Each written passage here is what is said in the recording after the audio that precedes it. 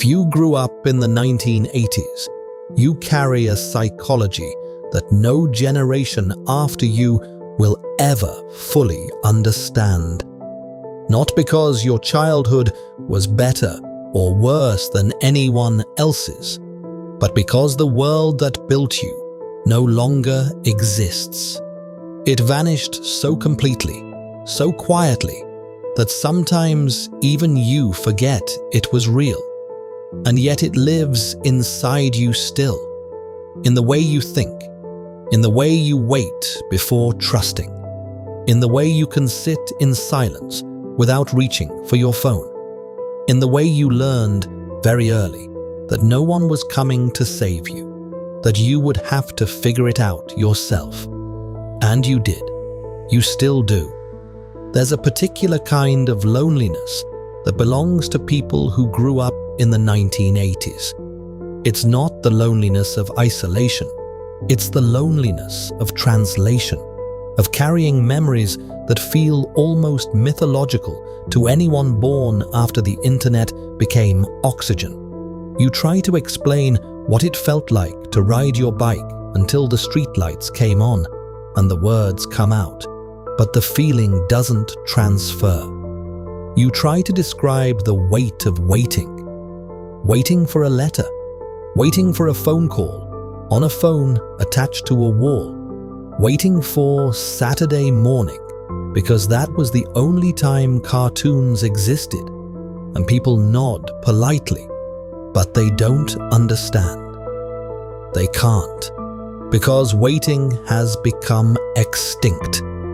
And you are one of the last people alive who remembers what it felt like to exist in the spaces between things, to be bored, truly, completely, magnificently bored, and to survive it, to build something from it. This is the psychology of the 1980s child, not nostalgia, something deeper, a particular wiring that was installed during a very specific window of human history. A window that opened briefly and then closed forever. Let's talk about what that wiring actually is. You were raised by a generation that didn't believe in talking about feelings. Your parents, most likely, were born in the 1940s or 1950s. They were raised by people who survived the Great Depression, who fought in World War II or lived through its aftermath, who understood scarcity in their bones. And those grandparents passed something down to your parents, a belief that emotions were private, that struggle was normal, that you didn't burden other people with your inner world, you just handled it. This is what psychologists call emotional stoicism, and it shaped everything about how you were raised. Your parents loved you, but they probably didn't say it very often. They showed it differently. They showed it by working, by providing, by keeping the house standing and the bills paid and the food on the table. They showed it by not falling apart, even when things were hard. And you watched this. You absorbed it. You learned that love was something you proved through endurance, not something you performed through words. This created something complicated inside you. On one hand, you developed resilience, real resilience, the kind that doesn't need to announce itself, the kind that just shows up when things get hard and does what needs to be done. But on the other hand, you may have learned to distrust your own emotional needs, to feel embarrassed by them, to push them down and keep moving, because that's what everyone around you did. And now, decades later, you might still struggle to ask for help. You might still feel like needing support is a weakness. You might still carry the unconscious belief that your feelings are an inconvenience to others. This isn't a flaw in you. This is an inheritance, and understanding where it came from is the first step toward choosing what to keep and what to gently release. If this is resonating with you, take a moment to hit the like button and subscribe so we can continue exploring these hidden patterns together. There's another piece of this psychology that runs even deeper. You grew up in an era of benign neglect. And I don't mean that as criticism. I mean it as description. Your parents weren't hovering over you, tracking your location, monitoring your friendships, curating your experiences. They opened the door in the morning and said, "Be home when the streetlights come on." And that was it. You were free, unsupervised, unmonitored, untethered. You learned to navigate the world by navigating the world. You got lost and found your way back. You got hurt and figured out how to handle it. You encountered strangers, some kind and some not, and you developed instincts, real instincts, the kind that live in your body, not in a safety manual. You learned to read situations, to sense danger, to trust your gut, because your gut was all you had. Psychologists call this the development of internal locus of control. It's the belief that you are the primary agent in your own life, that outcomes depend on your choices, your efforts, your ability to adapt. People with a strong internal locus of control tend to be more resilient, more self-reliant, more capable of handling uncertainty. And children of the 1980s developed this almost by accident, not because anyone taught it to them, but because the environment demanded it.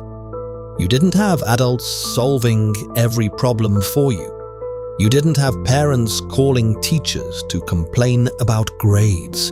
You didn't have anyone negotiating your conflicts or protecting you from failure. You failed. You felt the full weight of it. And then you got up and tried again. Not because someone told you to, but because there was no other option. This is why people who grew up in the 1980s often feel a strange impatience with what they perceive as fragility in younger generations. It's not that they lack compassion, it's that their reference point is so different. They remember a world where you were expected to handle things, where adults didn't intervene in every childhood drama, where natural consequences were considered good teachers. And they carry that expectation into adulthood, both as a strength and sometimes as a blind spot. Because here's the truth, the benign neglect of the 1980s created capable, self-reliant people, but it also created people who sometimes struggle to accept help, who sometimes push through when they should rest, who sometimes dismiss their own pain because they were trained to believe that pain was just part of the deal. The same environment that built your resilience may have also built your difficulty with vulnerability. And that's not a judgment. That's just the complexity of being human. Let's talk about something else that shaped you. Something that's almost impossible to explain to anyone who didn't live through it. The information scarcity of your childhood. You grew up in a world where knowledge was physical. It lived in books, in encyclopedias, in libraries. In the minds of adults, you had to ask. If you wanted to know something, you had to go find it. You had to make an effort. You had to wait. And because of this, knowledge felt valuable. It felt earned. You didn't take it for granted because it wasn't free. Your brain was trained to hold information because you couldn't just look it up again in 3 seconds. You memorized phone numbers. You memorized directions. You memorized facts that interested you because there was no external hard drive to store them in. Your mind was the only storage device you had. This created a different relationship with learning, a slower, deeper, more patient relationship. You were comfortable not knowing things immediately. You were comfortable with the process of figuring things out over time. You didn't expect instant answers because instant answers didn't exist. And now you live in a world where every question can be answered in seconds, where information is infinite and free and constantly streaming toward you. And part of you has adapted to this, but another part of you still carries that old relationship with knowledge.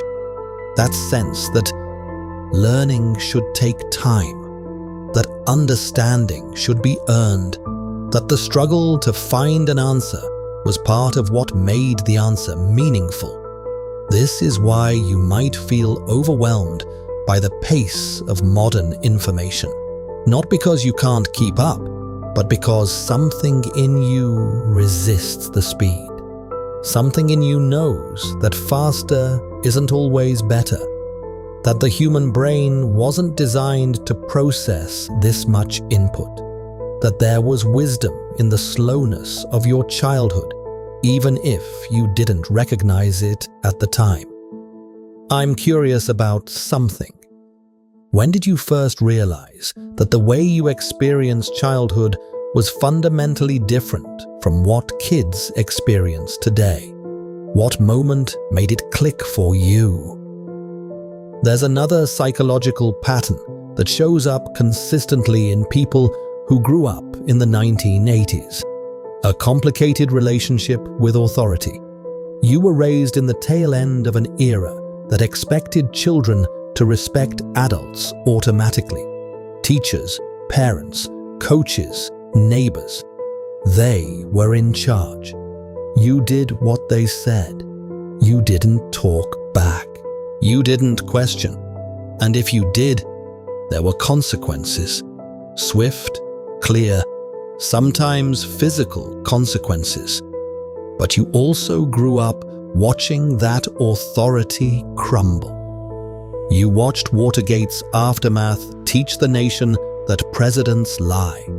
You watched the Challenger explode on live television while your teachers told you everything would be fine. You watched adults make promises they couldn't keep. You watched institutions fail. And something in you learned to be skeptical, to trust but verify, to respect authority in public while questioning it in private. This created a generation that is neither blindly obedient nor reflexively rebellious.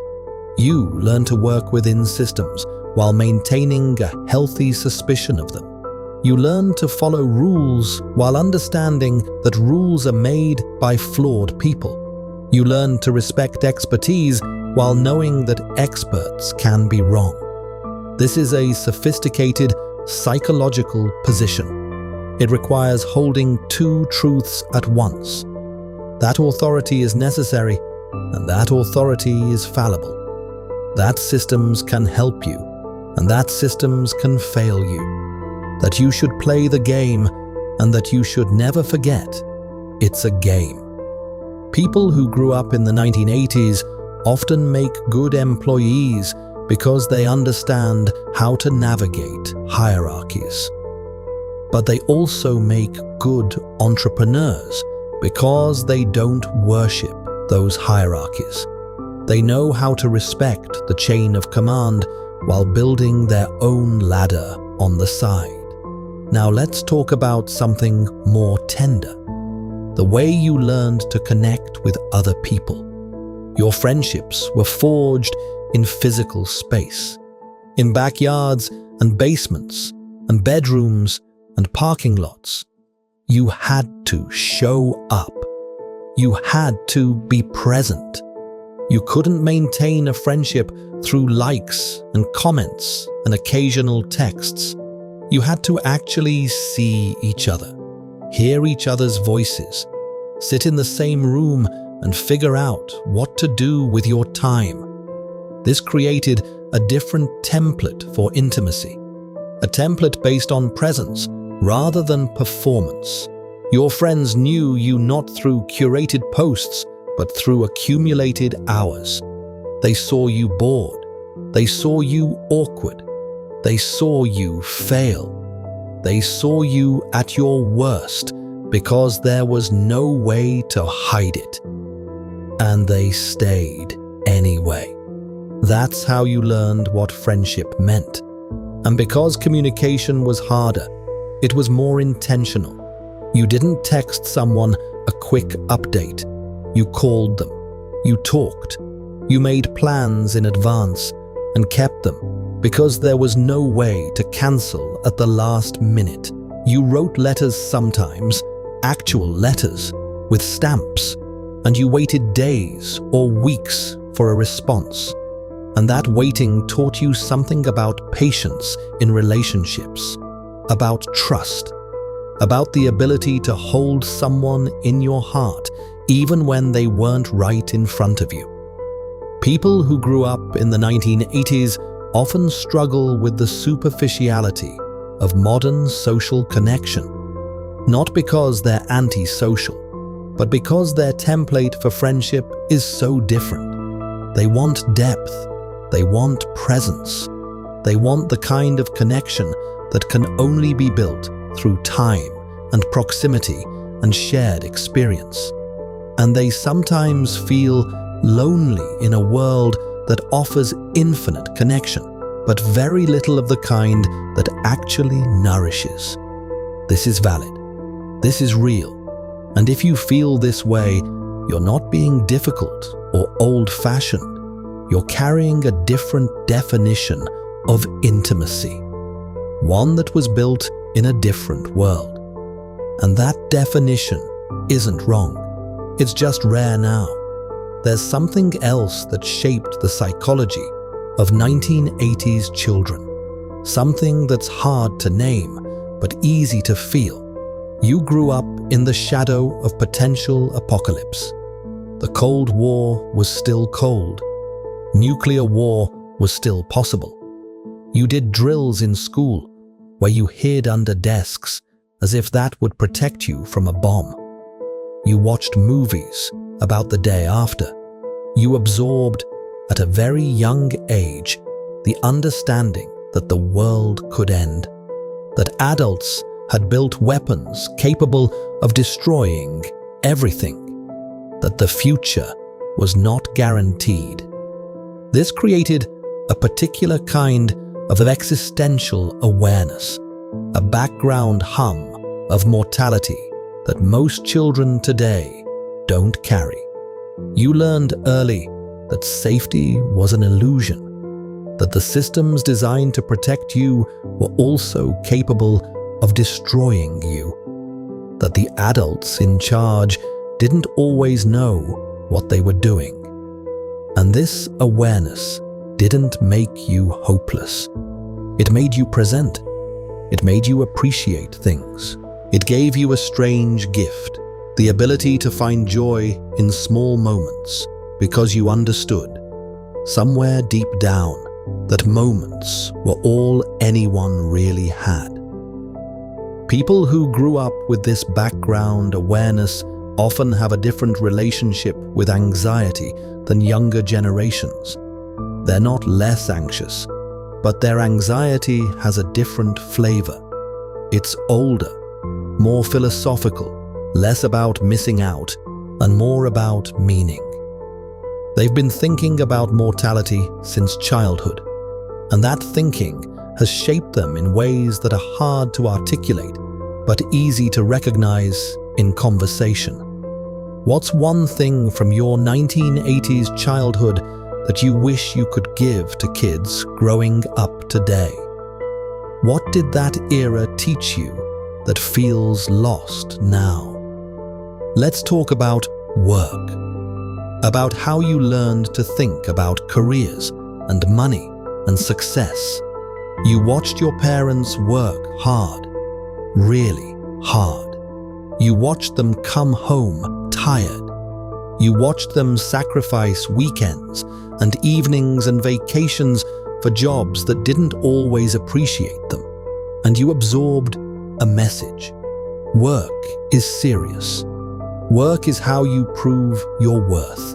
Work is what responsible people do. But you also watched something else. You watched that hard work not always pay off. You watched layoffs. You watched pensions disappear. You watched the implicit promise of loyalty for security get broken again and again. And you learned something that your parents' generation didn't fully understand. That companies don't love you back. That you can do everything right and still get let go. That the deal your grandparents believed in, work hard and you'll be taken care of, was no longer reliable. This created a generation with a complicated work ethic.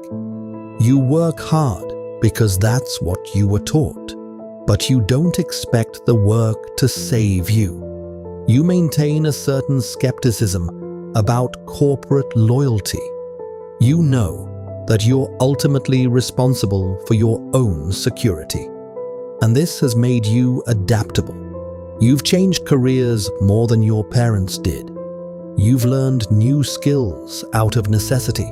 You've built side hustles and backup plans because you learned early that there is no backup plan except the one you build yourself.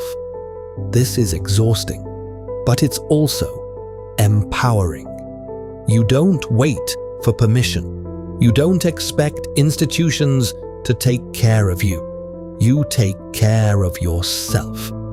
And while this self-reliance can sometimes tip into isolation, it's also what has allowed you to navigate a rapidly changing economy better than anyone predicted. There's another psychological pattern worth exploring. The way you learned to process entertainment and media. You grew up in the golden age of passive entertainment. Television was something that happened to you. You didn't choose what to watch. You chose from what was available. 3 channels, 4 if you were lucky. And whatever was on, that's what you watched.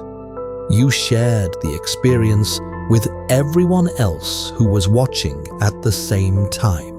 And the next day at school, you talked about it. You had a shared cultural experience that bound you together. This created a different relationship with media. It was communal. It was limited. It was special because it was scarce. You anticipated things. You waited for your favorite show all week. You watched commercials because there was no way to skip them. And that waiting, that anticipation, that shared experience created a kind of cultural cohesion that barely exists anymore. Now, entertainment is infinite. You can watch anything, anytime, anywhere. And this is wonderful in many ways. But something has been lost. The shared experience, the anticipation, the sense that media was a communal fire that everyone gathered around. You still remember what that felt like, and part of you misses it, not the limited options, but the unlimited togetherness. People who grew up in the 1980s often feel fragmented by modern media, not because they can't navigate it, but because they remember what it felt like when everyone was watching the same thing. When you could reference a show and everyone understood. When culture was a shared language, rather than a million private dialects. Let's talk about something that might be uncomfortable. The way you learn to think about identity. You grew up in an era that was less tolerant of difference. The categories were more rigid. The expectations were more fixed. You were supposed to fit into boxes, and if you didn't fit, you learned to hide the parts that didn't belong.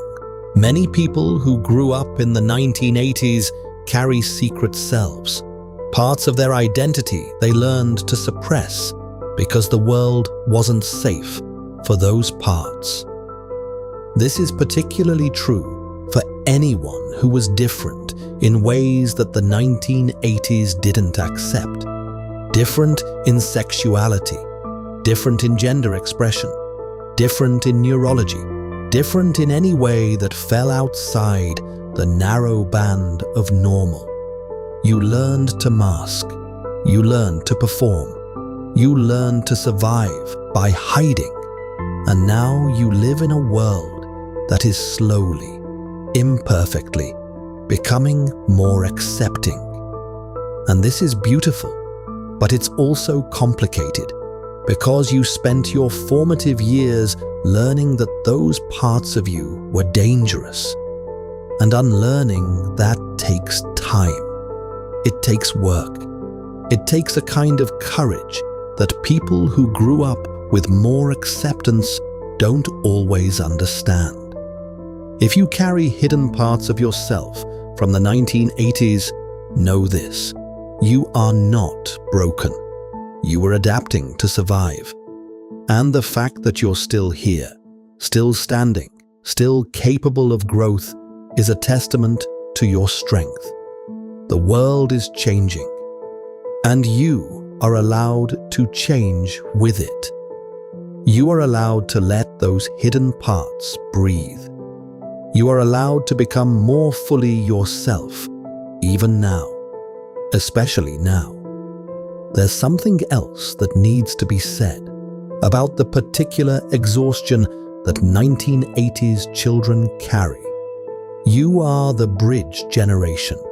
You have one foot in the analog world and one foot in the digital world.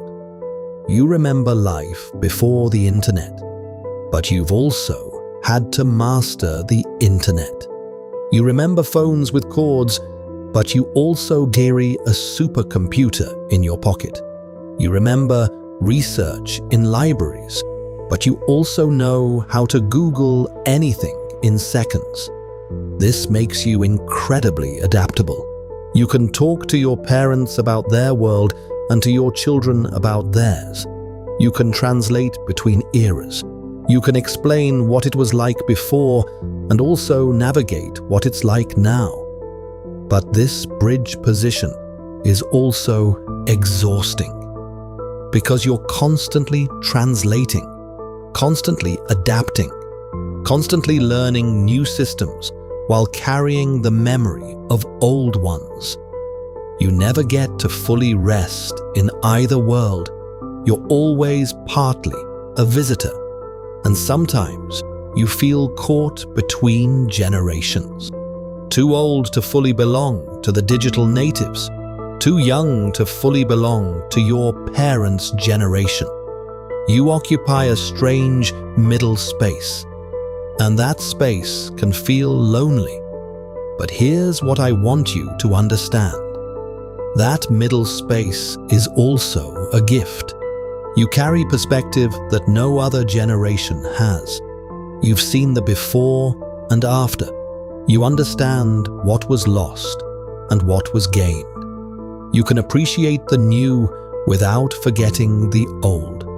And this perspective is valuable. It's needed. The world needs people who remember what life was like before the acceleration, who can remind everyone that there are other ways to live, that the current pace is not the only pace, that the current values are not the only values. You are a living bridge, and bridges are essential. Let me speak directly to something you might feel but rarely say out loud. You are tired in a way that's hard to explain. Not physically tired, although maybe that too, but tired in your soul. Tired from adapting. Tired from watching the world change so fast. Tired from learning new technologies every few years. Tired from keeping up with cultural shifts that seem to accelerate constantly.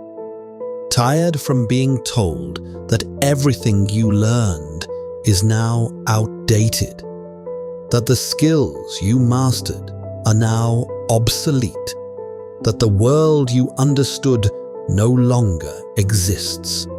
This tiredness is valid. It's real. And it doesn't mean you're weak or old or unable to handle change. It means you've been handling change for decades. Constant, relentless, accelerating change. And that takes a toll on anyone, on everyone. You are allowed to be tired. You are allowed to grieve the world you lost. You are allowed to feel disoriented by how fast everything moves. This doesn't make you a relic. It makes you human. And here's something else. You don't have to keep up with everything. You don't have to understand every new platform. You don't have to adopt every new technology. You don't have to stay current with every cultural shift. You are allowed to choose what matters to you. To invest your energy in the things that nourish you, to let some things pass by without feeling like you're falling behind. You've already proven you can adapt. You've been adapting your whole life. Now you get to choose what's worth adapting to, and that choice is yours. Let me say something about the particular strength you carry.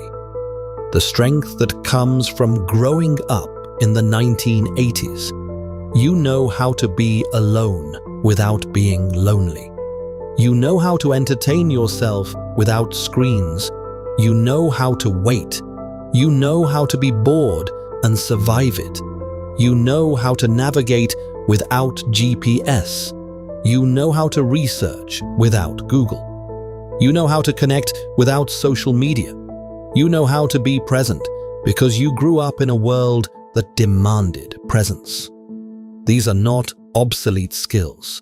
These are essential skills that many people younger than you never had the chance to develop. And in a world that is increasingly anxious, increasingly distracted, increasingly unable to sit still, your ability to be present is a superpower. You can teach this, not through lectures, but through example, through the way you show up, through the way you listen, through the way you give people your full attention, through the way you demonstrate that it's possible to exist without constant stimulation. The world needs what you carry, even if it doesn't always know how to ask for it. If something in this video gave you language for an experience you've been carrying, consider sharing it with someone else who grew up in this era. Sometimes the greatest gift we can give each other is the relief of being understood, of realizing that the weight we've been carrying alone was never ours to carry in isolation. As we come to the end of this exploration, I want to leave you with something, a permission and an invitation. You are allowed to honor your childhood without being trapped by it. You are allowed to carry the lessons of the 1980s while also growing beyond them. You are allowed to appreciate the resilience that era built while also acknowledging the wounds it left. You are allowed to be a product of your time while also being more than your time. You are not just a 1980s kid. You are a person who has lived through multiple eras, who has adapted and grown and changed, who carries wisdom from the past and openness to the future. You are a bridge, And bridges don't belong to either shore. They connect them. If this video helped you feel seen, I hope you'll stay. There's more to explore here. More hidden landscapes of the human experience to illuminate. More language to give to feelings that have gone unnamed for too long. Subscribe if you want to continue this journey together. And if you feel safe, share your story in the comments. Tell us what you remember, what you carry, what you've learned. Someone out there might need your voice to feel a little less alone. Someone out there might be carrying the same memories, the same exhaustion, the same quiet strength. And hearing your words might be exactly what they need. Thank you for watching. Thank you for remembering. Thank you for being the bridge.